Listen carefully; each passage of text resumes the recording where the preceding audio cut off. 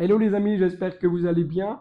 Alors aujourd'hui, j'ai vraiment souhaité vous partager ce que Dieu a déposé sur mon cœur en début de semaine. Alors que j'étais dans un temps de prière, donc vraiment, il y a eu un fardeau qui s'est posé sur mon cœur, notamment face à tous les événements que nous avons vus semaine dernière à travers différents écrans, les différents posts, les différents articles, les différentes vidéos que les uns et les autres ont fait. Mais Dieu a déposé sur mon cœur quelque chose de fort en me disant et me rappelant qu'il était important que le cœur des croyants, que le cœur des disciples, que le cœur de l'Église, que le cœur des ministères puisse réclamer une huile sainte, une huile fraîche sur leur vie, parce que les temps par lesquels nous passons sont des temps troublés et nous avons besoin de nous rattacher à la présence de Dieu. Nous avons besoin de renouer avec une intimité avec le cœur du Père. Nous avons besoin qu'une huile fraîche coule dans nos cœurs et dans nos vies. Nous avons besoin que la gloire de Dieu descende sur nous. Je crois qu'il y a un caractère urgent au niveau du corps de Christ, hein, dans son ensemble, quelles que soient les dénominations, quels que soient les endroits du globe.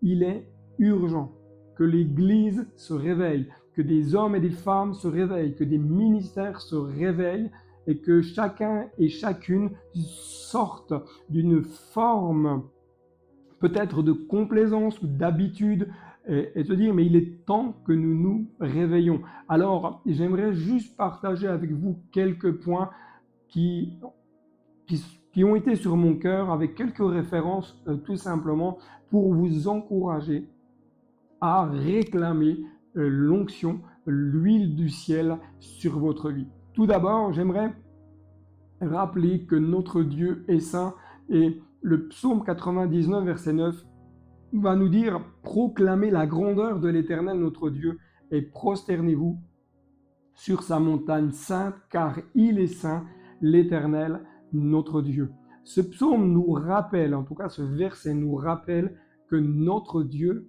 est saint, qu'il règne en majesté, sa sainteté remplit les cieux des cieux, et dans sa présence, il n'y a rien de contraire, il n'y a rien de mauvais. Nous devons nous rappeler que notre Dieu est saint, et la montagne sainte nous rappelle que c'est la présence manifeste de Dieu, c'est le lieu où, quelque part où Dieu rencontre son peuple. Aujourd'hui, nous n'allons plus sur une montagne pour rencontrer Dieu, nous allons dans notre intimité. Dieu est en nous. Par le Saint-Esprit, nous sommes le temple du Saint-Esprit. Il suffit simplement d'élever la voix, simplement de parler, simplement de penser à Dieu et nous sommes en connexion avec Dieu. Mais nous ne devons pas oublier que Dieu est saint, que dans sa présence, il n'y a rien de contraire à son cœur. Dans sa présence, il n'y a rien de mauvais. Dans sa présence, il n'y a rien de souillé. Et c'est pourquoi, lorsque nous nous approchons de Dieu, nous devons nous approcher en considérant cela et en n'oubliant pas que notre Dieu est saint. Les 4 êtres vivants dans l'Apocalypse d'ailleurs le disent Saint, Saint, Saint est le Seigneur, le Dieu Tout-Puissant, celui qui est, qui était et qui vient. Dieu va rappeler à Moïse en lui disant « Ne t'approche pas d'ici, retire tes sandales car l'endroit où tu te tiens est une terre sainte. » Nous ne pouvons pas rentrer dans la présence de Dieu, dans l'intimité de Dieu avec ce qui est souillé. C'est pour cela qu'il est important que nous puissions prendre du temps dans notre cœur personnel et de demander au Saint-Esprit de venir nous aider à faire le ménage dans notre cœur d'une façon personnelle. Deuxièmement, au regard des événements que nous avons traversés la semaine dernière, au regard de toutes les vidéos, ce qui a troublé notre pays, et pas que le nôtre d'ailleurs. Deuxièmement, j'aimerais juste te rappeler ceci, c'est que n'oublie pas que tu es en face à des enjeux spirituels. Paul va dire dans l'Épître aux Éphésiens, chapitre 6, verset 12, « En effet, ce n'est pas contre l'homme que nous avons à lutter, mais contre les puissances, contre les autorités, contre les souverains de ce monde de ténèbres, contre les esprits du mal dans les lieux célestes. » Notre ennemi commun, ce n'est pas l'homme, ce n'est pas l'être humain. Ce n'est pas cela notre ennemi. Notre ennemi, il est spirituel. Notre combat, doit être dans la prière. Notre combat doit être dans l'intercession, dans l'intimité. Bien entendu, il y a des choses que nous pouvons faire entendre notre voix, etc. Mais nous ne devons pas oublier que notre ennemi, c'est un ennemi spirituel. C'est contre les autorités, contre les souverains de ce monde de ténèbres. Nous avons en nous l'Esprit de Dieu qui va nous aider à être ces intercesseurs, ces hommes et ces femmes qui plient les genoux, qui prient et qui intercèdent pour le pays.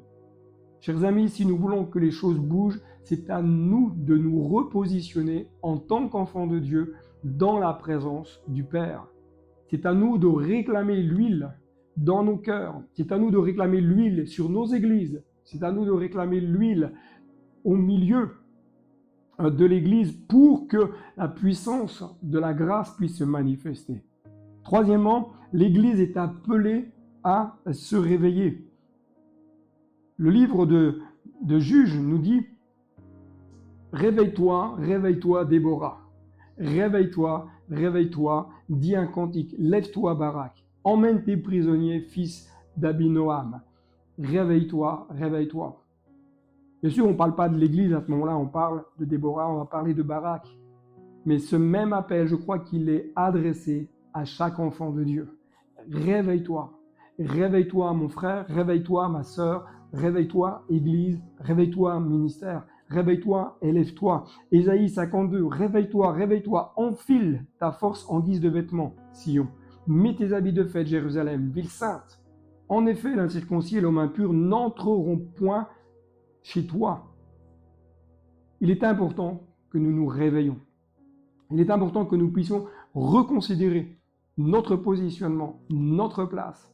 Nous ne pouvons pas accepter de demeurer juste dans l'expectative.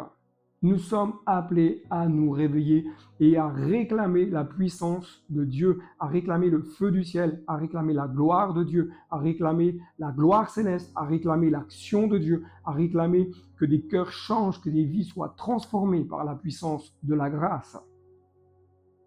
Paul va dire dans l'Épître aux Éphésiens, « Réveille-toi, toi qui dors, relève-toi d'entre les morts et Christ t'éclairera. » C'est pas parce que Christ nous éclaire qu'on se réveille.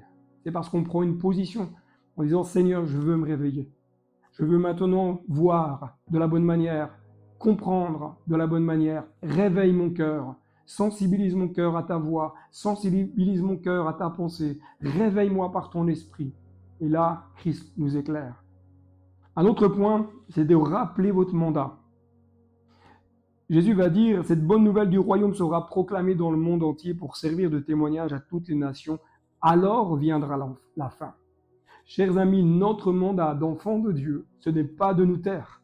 Notre mandat d'enfant de Dieu, c'est de proclamer la parole de Dieu, d'annoncer la bonne nouvelle, d'annoncer qu'en Jésus, il y a la possibilité du pardon et ce, quelle que soit la faute, même s'il y a le pire des blasphèmes, un cœur qui se repent, un cœur qui demande sincèrement pardon à Jésus, trouve en Jésus le pardon parce que le sang de Jésus purifie de tout péché. Et c'est cela, ce à quoi nous sommes appelés à proclamer cette bonne nouvelle, que tout homme, toute femme peut trouver en Jésus le pardon des péchés s'il reconnaît ses fautes et s'il demande pardon et s'il renonce à son ancienne manière de vivre. Il est important qu'en tant qu'enfant de Dieu, qu'en tant qu'Église, en tant que ministère, nous puissions porter cette bonne nouvelle, annoncer cette bonne nouvelle, proclamer cette bonne nouvelle. Ce monde a besoin d'entendre que Jésus les aime, que Jésus est mort pour leurs péchés, que Jésus veut restaurer les cœurs brisés,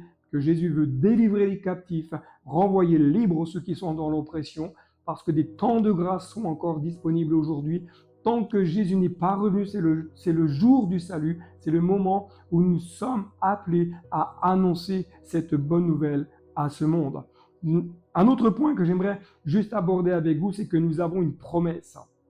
Actes des Apôtres 2,17 nous dit que dans les derniers jours, dit Dieu, je déverserai de mon esprit sur tout être humain. Vos fils et vos filles prophétiseront, vos jeunes gens auront des visions et vos vieillards auront des rêves. C'est une promesse qui nous a été donnée et qui est encore d'actualité. Le Saint-Esprit s'est déversé à la Pentecôte alors que les disciples étaient dans cette chambre haute. tous ont été baptisés du Saint-Esprit. Tous ont reçu quelque part une huile sainte sur leur vie qui est venue les équiper de force et de puissance pour être des témoins. Mais cette même promesse est d'actualité pour nous aujourd'hui. Elle est pour toi.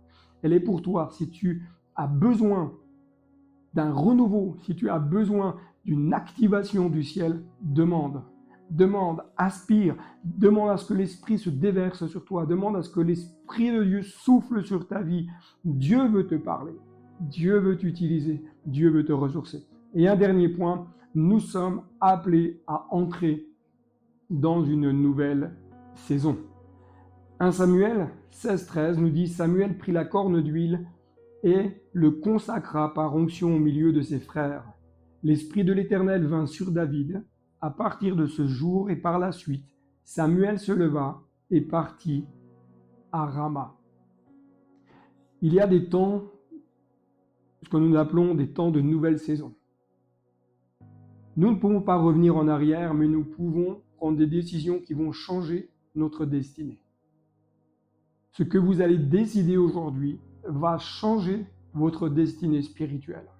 Soit vous allez décider de rester dans ce que vous pensez être bon et juste et vous priver peut-être de beaucoup de choses, soit vous allez dire, il y a effectivement une dimension que je ne connais pas et que je veux expérimenter. L'onction est pour vous. L'huile coule pour vous. À l'époque, l'onction était réservée aux rois, aux prophètes, aux sacrificateurs. Mais aujourd'hui, l'onction, elle est pour tout enfant de Dieu.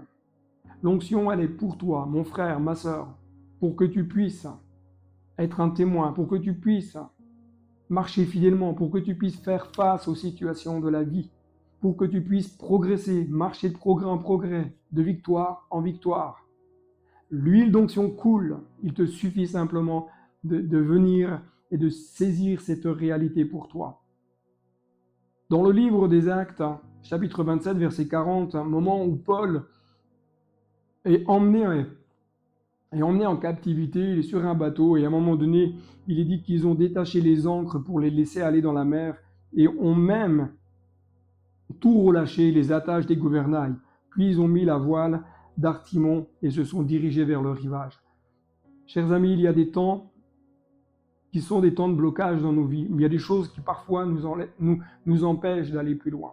Il y a parfois comme des ancres qui nous rattachent à notre histoire, à notre passé, à notre tradition, à notre manière de penser, nos raisonnements. Il y a comme des cordages qui nous tiennent liés à des raisonnements, liés à des caractères, liés à des ancêtres, liés à des situations, liés à peut-être des choses qui ont été pratiquées. Chers amis, la puissance du Saint-Esprit libère. Mais c'est à toi de décider de relâcher ces choses. C'est à toi de dire, je relâche l'ancre. J'enlève tous les liens qui me rattachent à ce qui m'empêche d'aller plus loin. J'élève cette voile et je laisse le Saint-Esprit souffler. Parce que l'Esprit, comme un souffle, il souffle dans la voile pour t'amener plus loin, pour t'amener sur le rivage, pour t'amener dans une nouvelle destinée. Alors, chers amis, aujourd'hui, c'est le temps où l'huile d'onction veut couler.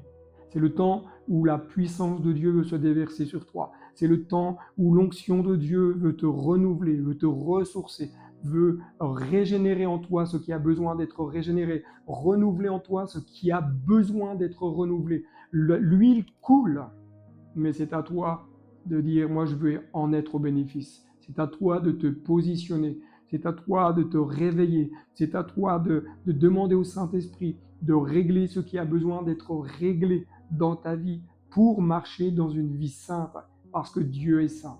Oh, je t'encourage à aller plus loin, je t'encourage à prendre un temps de prière après cette vidéo et à demander au Saint-Esprit de venir saisir ton cœur, à demander au Saint-Esprit de venir saisir ta vie, demander au Saint-Esprit de te révéler le cœur même du Père, que tu puisses vivre une dimension fraîche, nouvelle dans ta vie à partir d'aujourd'hui et que tu puisses rentrer dans une nouvelle destinée. Que Dieu te bénisse. Je te dis donc à très bientôt. N'hésite pas à t'abonner à cette chaîne, à activer la clochette pour être alerté des prochaines vidéos. N'hésite pas à laisser un commentaire, n'hésite pas à partager cette vidéo et je te dis donc à très bientôt. Et n'oublie pas, le meilleur est devant. Bye bye.